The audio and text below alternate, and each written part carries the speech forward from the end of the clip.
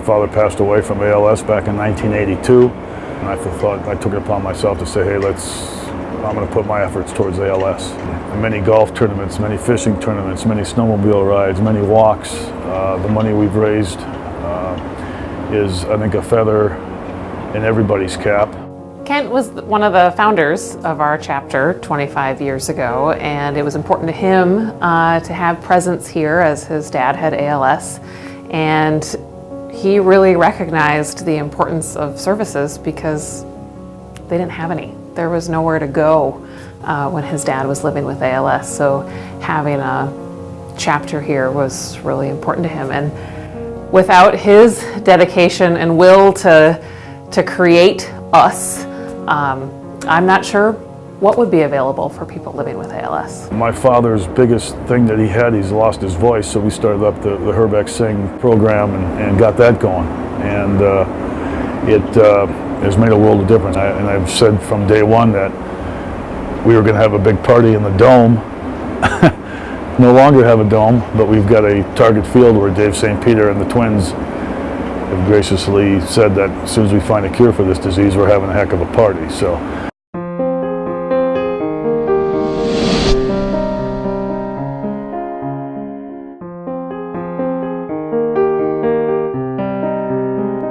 This battle is a desperate battle. And he really thought that maybe this respite program was very, very needed. Well, I was an occupational therapist at the University of Minnesota Hospital when I first met Jack and Cindy. It was very apparent from the first time I ever met both of them was that they were very interested in how can they take their situation and help others because of it. You know, he saw what I was going through with taking care of him and talked to other people too that had the same issues. But there is so much information that the chapter can actually give you and kind of point you to the right direction. He stopped and he said, Linda, how many hours do you think a caregiver would need to have enough respite so that they could continue caring for people with ALS? And so out of that, he kept pushing and pushing and pushing, and the Jack Norton Family Respite Program was born. He knew that I needed help, and he knew that other people needed help. And he thought this would be a great way to do it.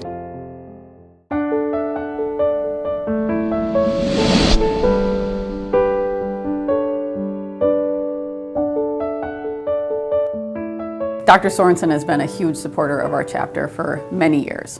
He was instrumental in helping to get the Mayo Clinic recognized as a certified treatment center of excellence. He's been a huge proponent of ALS research. He's also been a strong advocate for the National ALS Registry. The ALS Association was very much in its infancy when I first started on staff as a faculty member here at Mayo. And I was brought on staff to sort of lead and usher the ALS multidisciplinary clinic that was starting to form around, as these multidisciplinary clinics were starting to form around the country. It was clear that this was the future of ALS care. Dr. Sorensen is one of many amazing neurologists that we have in our service area, and the level of trust that we have been able to convey to people living with ALS because of the amazing care that they can provide to people, you know, has really, I think, elevated our chapter, has elevated the level of care that we know people living with ALS get when they live in these states. And, you know, with the benefit of the chapter, we have good ways of helping people with filling those gaps of care. Insurance, I mean, this is a disease that takes its toll on everybody involved in the family, not just the patient, but also the family caregivers, and it's a financial burden. Through the chapter services and through guidance through the multidisciplinary clinics, we can alleviate a lot of that burden and a lot of that fear.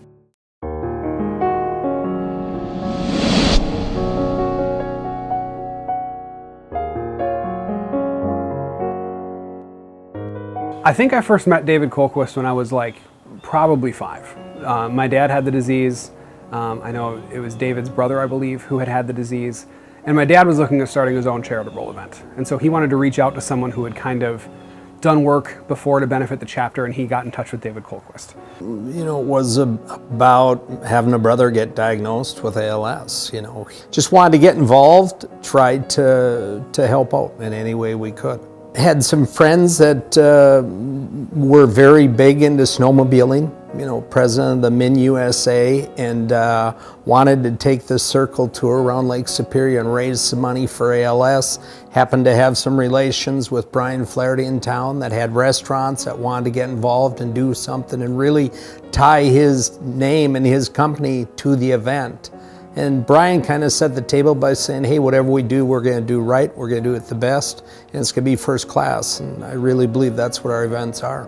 We have the budget and the funding and the motivation and the people who year after year will say, we'll do it again, we'll beat it, we'll get more, keep going, develop more, help these people more, find a cure faster, whatever it is.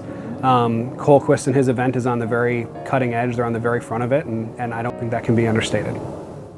I'm proud of what we've grown into. Proud to know that you know, my family has had a little impact and helping that along the way. Proud of the people that we're involved with, and from day one, I think kind of helped set the table. We weren't about trading dollars, we're really about making dollars and making a difference.